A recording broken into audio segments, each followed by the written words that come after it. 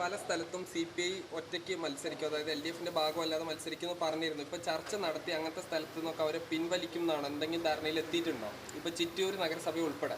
അതായത് ഞാനിപ്പോൾ റിപ്പോർട്ടർ ചാനലുകാരൻ നമ്മുടെ ഇക്ബാലിൻ്റെ ചോദ്യത്തിനൊരു മറുപടി പറഞ്ഞു, വീണ്ടും നമ്മുടെ വെണ്ണ ആവർത്തിച്ചു. അത് തന്നേ ഉള്ളൂ. ഇന്ന് രാവിലെ CPIൻ്റെ ജില്ലാ സെക്രട്ടറി ഉൾപ്പെടെ ഇരുന്ന് ചർച്ച ചെയ്തിട്ടുള്ള ഉത്തരമാണ് ഞാനിവിടെ പറഞ്ഞത്. അതെങ്കിൽ നിങ്ങൾ വിശ്വസിക്കേണ്ട. ഞങ്ങൾ ചർച്ച ചെയ്ത് എടുത്ത തീരുമാനം നിങ്ങളോട് പറയുമ്പോൾ നിങ്ങളെന്തിനാണ് വിശ്വാസമില്ലായ്മ കാണിക്കണം?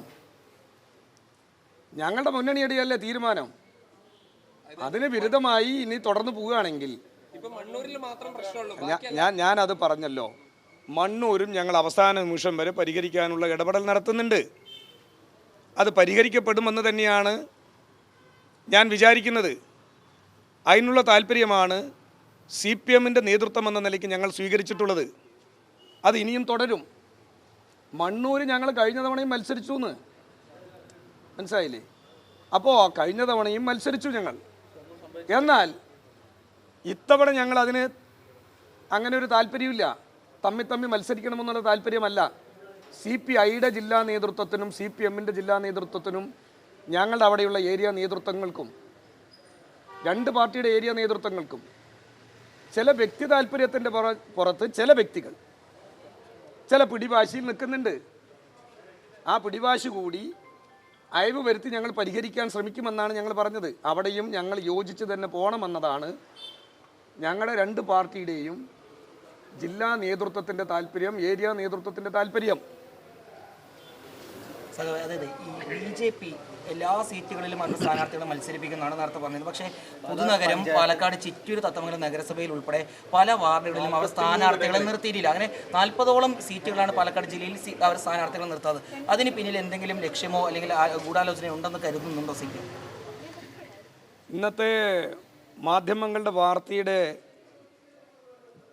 വിശ്വാസത്തിൻ്റെ അടിസ്ഥാനത്തിൽ പരിശോധിച്ചാൽ 43 ഇടങ്ങളിലാണ് BJPക്ക് സ്ഥാനാർത്ഥി ഇല്ലാത്തത്.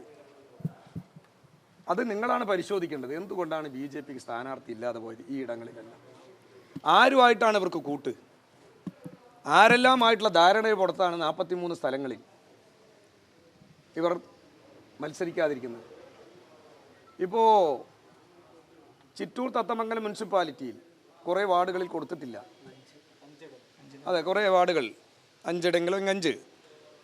ഈ 5 ഇടങ്ങളിൽ അവരാരുമായിട്ടായിരിക്കും ധാരണ? സ്വാഭാവികമായിട്ടും ഞങ്ങൾ 2015 തെരഞ്ഞെടുപ്പിൽ 11 സീറ്റിൽ CPM ഇടതുപക്ഷ ജനാധിപത്യ മുന്നണി ജയിച്ചു ആ മുനിസിപ്പാലിറ്റി. 2020 BJP ഞങ്ങൾ ജയിച്ച 11 സീറ്റിലും സ്ഥാനാർത്ഥികളെ നിർത്തിയില്ല. എന്തിനായിരുന്നു ഉദ്ദേശം? അത് മറികടന്നിട്ടാണ് ഞങ്ങൾ 16 സീറ്റ് അവിടെ വിജയിച്ചത്.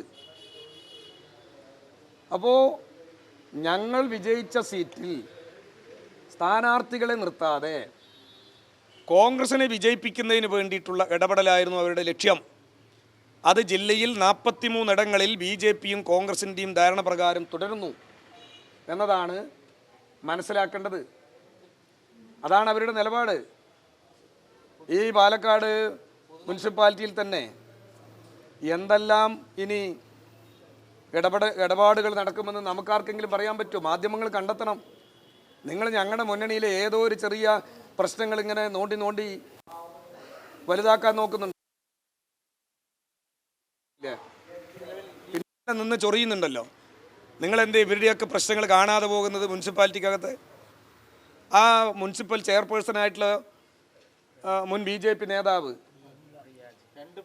അപ്പോൾ അവരെല്ലാം നിങ്ങളെ ഈ മാധ്യമങ്ങളുടെ മുമ്പിൽ വന്ന് പറഞ്ഞില്ലേ?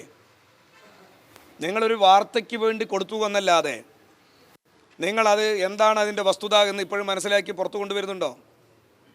എന്തായിരുന്നു അവരുടെ അഭിപ്രായ വ്യത്യാസം? എന്തിനായിരുന്നു അവരെ മാറ്റിയത്?